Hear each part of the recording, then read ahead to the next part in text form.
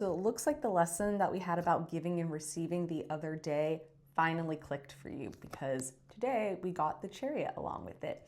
If this video found you, there's probably a message here for you. So the other day we were talking about giving and receiving, right? There are moments in our lives where it is time to give back to others, whether it's our loved ones, our community, strangers sometimes. And then there are times in our lives when it's time to receive, which can be a lot harder than most people think, right?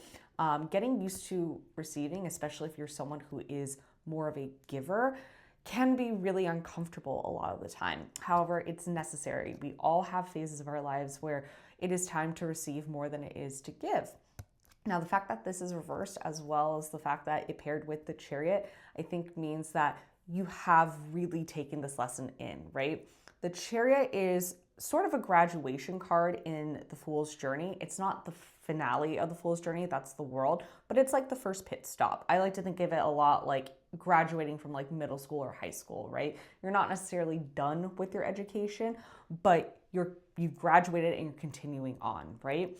So I really think that this message about giving and receiving has been internalized. You know, I mentioned before in the last video where we talked about this, we're having on a collective level, especially in the United States, a lot of people who normally wouldn't come together to give back to their communities. So this makes a lot of sense that this would come up this week in particular. You know, we are being called right now on a very spiritual level, but also a practical level to come together. You know, right now we're in Pluto and Aquarius. We're at the very beginning stages of a years long journey in Pluto and Aquarius. And Aquarius is the sign of community. It's the sign of the collective. It rules the 11th house of community and friendship.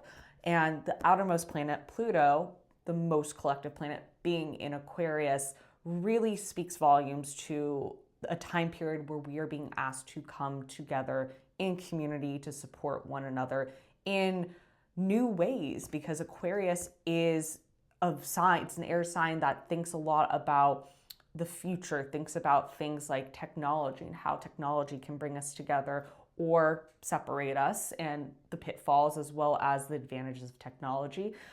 It thinks about a lot of social justice.